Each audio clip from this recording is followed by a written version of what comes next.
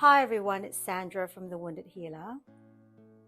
Let me ask you, are you staying and feeling stuck in a relationship?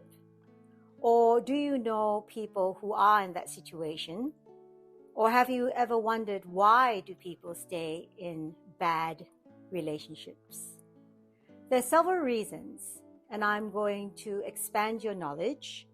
Some of the things I say may resonate with you, and some of the things will not. But to me, knowledge is key. And the aim of this talk is actually self-awareness for you, to help you to accept your truth and basically to not skirt around the issue anymore. See, because once you come to an understanding and you identify your issues, it may help you to come to an important life decision. So bear with me as I proceed with some of the more common reasons. The first reason is conditioning. Conditioning is when you were growing up, when you were a child. It is about how you saw your family, your dynamics, the dynamics of your family. So if you were conditioned by your parents that no matter how bad a relationship is, if you saw their relationship and their relationship was not really working, there was a lot of fighting, and you had to witness all that. But in the midst of all that, you understood that no matter what, they had to stay together for whatever reason. So you would come to terms with being taught that lesson. You would come to terms of, even if relationships are bad, once we commit, we are in that relationship forever. So that's the reason of conditioning. If we move on, it could also be a lack of your own self-worth. So when you lack self-worth, you rely on others to validate you. So the validation doesn't come from internally. The validation comes from outside. And you're very susceptible to narcissistic people and toxic people and partners, particularly partners in your life. So what's going to happen is when you lack self-worth, narcissistic people can gaslight you. And because you don't have self-worth, you will naturally follow what they say, okay? Despite the fact that deep down inside you, you're not feeling good or happy. And you know that the relationship is not healthy. The other thing, of course, that follows onto this is your lack of confidence. So when all these things are happening, it becomes almost like a normality in your lives. So your normality in life is not having a healthy relationship, all right? So your lack of confidence is to question the actual state of affairs of your relationship. Because if the other person overpowers you, you will tend to falter because you don't have the personal confidence, self-belief, the true meaning and purpose of your life and who you are. So therefore, you're easily persuaded or dissuaded into their kind of thinking. Negative thinking plays also a very big role, because often people who are in dire situations or stuck in unhealthy relationships, they don't tend to see the other side of the fence as somewhere greener, but they see what happens on the other side of the fence may not be, what you want it to be. So it might not be greener on the other side of the fence, as they say. However, if you do not have negative thinking, and you put your mind into a positive mode, it could be what could lie beyond that boundary, that fence line. What could appear for you could not only be luscious green grass, it could be flowers, butterflies, beautiful trees, and such a beautiful place that you couldn't possibly have imagined if you didn't dare step outside of the boundaries of your comfort zone. Now, the fear of the unknown is always uncomfortable to human beings. The fear of the unknown is always, like we need to protect ourselves. And sometimes if we stay within the boundaries of our lives, it seems more normal. So we need to have the courage to break through the fear of the unknown to actually possibly see that there are a state of affairs there that could be much more beneficial for us rather than a very unhealthy, toxic relationship. Now, the other aspects that I'm going to bring about are things like culture, religion, and community. You could come from a culture, a very traditional culture, that once you're married, that's the end of it. You're stuck with this person and you need to learn to love each other. And through thick and thin, till death do us apart, that kind of belief and perceptions, right? Religion could play a very big part because in some religions, divorce is taboo. So in that particular religion or people with those religious thoughts and beliefs do not believe that divorce is the key. That no matter what, you stay in that marriage again till the day one of you dies. All right. Community. Community, you may not be amongst a community of people who believe in, again, divorce. In the Asian culture, it's all about saving face, okay? Like we don't try and air dirty laundry to the public. So it depends on your community as well. You might be in a community that's quite traditional and doesn't believe in that. And so you don't have any support structures out of your family, your who is possibly culturally traditional, your community, and also your religion. So that's another reason why people stay stuck. And they always say, just pray, and God will, or Allah, or whoever. It can be whoever. Please don't be offended. I'm not targeting a particular religion. I'm just giving examples. Whatever you believe in, it could, people could tell you that as long as you pray and you have belief and hope, something external out there will come to your rescue. All right, so we move on. Outdated belief systems with regards to relationships and marriage. And that connects with everything I've said before, okay? It's how you've been conditioned, how you've been taught. Now, in the olden days where people had babies out of wedlock, that was considered taboo. But nowadays, people have babies and children and they're thriving families, even when couples don't get married. So it's actually the commitment and what the couple values as a commitment that is actually the essence of it all. So you might want to sort of go through your belief systems and examine your current situation to see whether your current belief systems now equate to the traditional belief systems that used to have that marriage is forever. Obviously, all of us who are in relationships or a marriage would want the marriage to continue forever if possible. That would be the loveliest thing to have, right?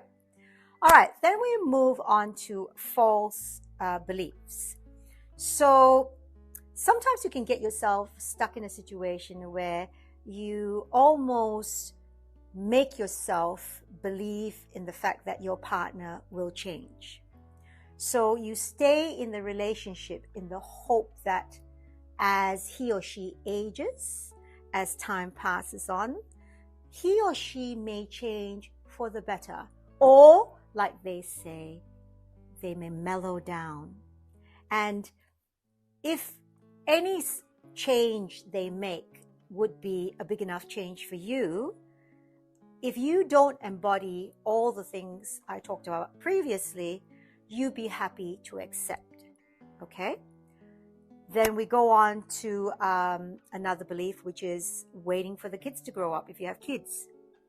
So a lot of couples stay around waiting for their kids to get to a certain age where they will feel that the kids can cope better without them being a couple. But what I have to say here is think very carefully.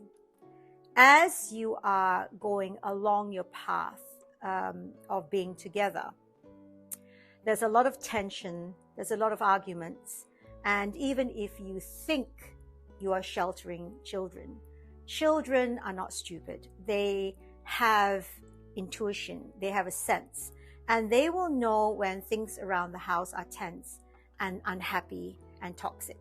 So what you're actually essentially teaching them is that when you're not happy, to stick around and bear with it anyway, rather than to have choices in life. So sometimes inadvertently you can affect your children in a worse way than if you made the split amicably, talk to your children, make them understand that mommy and daddy are no longer, or mommy and mommy, or daddy and daddy are no longer happy in this relationship, but that it has nothing to do with your love for them as parents, and that sometimes people have to make these choices. And if you do go your separate ways and you are happy, the children will eventually adjust. And as long as you keep on loving them the way you love them, children are very adaptable and they will understand. And as long as you will reassure them, they will be fine. If you've never given that a thought, give that a thought. The devil you know is better than the devil you don't seems to imply that this person who you're currently with, warts and all, even though it's unhealthy and toxic and whatever, you at least can expect, you know what's going to happen, and therefore you know how to handle the situation because it's become your unhealthy normality, right? But what you're forgetting is that there are other people out there. There are millions and trillions of people out there that could be your perfect match. But you're never going to know that because in your belief system, you're just concentrating on the devil that you know. Whilst you may not have to work that hard, and you may just need the courage to make that break. And then later, once things have settled, you may meet the partner of your dreams. You don't need to work so hard to make a good relationship work. It just happens, okay? And another good reason is also people being afraid of gossip. Gossip. Look, I'm sorry, but everyone's going to gossip. If you do good, they'll still gossip. If you do bad, they'll still gossip. People love to gossip about other people, all right? So like Oprah Winfrey, if she does good things, people might say that she's a good person or that she's showing off. So you'll never win. So with gossip, it's something that you need to just accept that people like to have something to talk about at that point in time. But people are people, and often people are relatively self-absorbed and they have their own lives. So what you'll find happening is that gradually after a while, they'll forget about you and your relationship, and you won't become part and parcel of their normal conversation anymore. But that's for you to understand, okay? And life is not about them. You're living in the hell that you're living in the toxic environment. They are not. So think about that one as well. And lastly, I guess the most important thing is a lack of understanding and awareness of what a healthy relationship looks like. All right? So sometimes when people are in bad toxic relationships, they are also surrounded by their friends or their family who are, perhaps not all, but a lot of them are in the same type of relationship. So you know no better, okay? But what I encourage you to do for yourselves in your best interests is to look at healthy relationships. And if you don't know if you can't see any healthy relationships, perhaps read books or listen to podcasts or YouTube or whatever you can get your hands on to rather understand what a healthy relationship is about, what it consists of, the elements of a healthy relationship.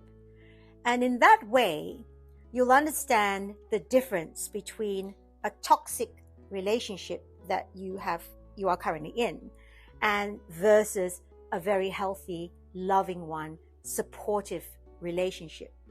So these are some of the reasons. Now, if you resonate with any of the reasons or all the reasons, or you've just come across a reason, it could be something for you to ponder about. And if you are currently stuck in a very bad relationship, I encourage you to do what you need to do when you are ready to sort of look at your whole relationship holistically and then decide what's not going right. So, and also, I might want to also give you an idea, if you've never thought of it, that is, of maybe putting pen to paper and writing down what you would expect in an ideal relationship, even though you're already in a relationship, a committed relationship. So what are your aspirations? Like, if you were never in a relationship and I had asked you and you had gone through all this, what would your belief systems, what would your priorities be in order for you to justify what a healthy relationship looks like? Think about those things, and I hope it has helped you in some way to sort of start thinking in different ways if you haven't already. The Wounded Healer is about change. It's about beliefs and change, and it's about changing in your best interests towards fulfilling your fullest potential. So thank you for listening to me. In my channel, I talk about a lot of different topics and concepts, and I value feedback. I value your contributions. I value your questions. And I really hope that if you resonate with this today, that you share it with somebody who needs it, and you subscribe to my channel, and you help my baby channel grow if you believe that I deserve the channel to grow, because it's all about motivating and helping people succeed in life. So thank you. I really thank you for your time, and I wish you the best, and God bless.